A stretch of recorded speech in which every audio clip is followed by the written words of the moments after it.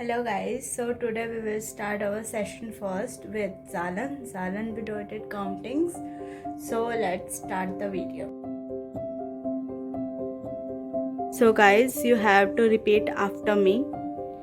Ein, zwei, drei, vier, fünf, sechs, sieben, acht, neun, 10, 11, 12, hier 3 plus 10, 13, 4 plus 10, 14, 5 plus 10, 15, 6 plus 10, 16. Here we don't write S.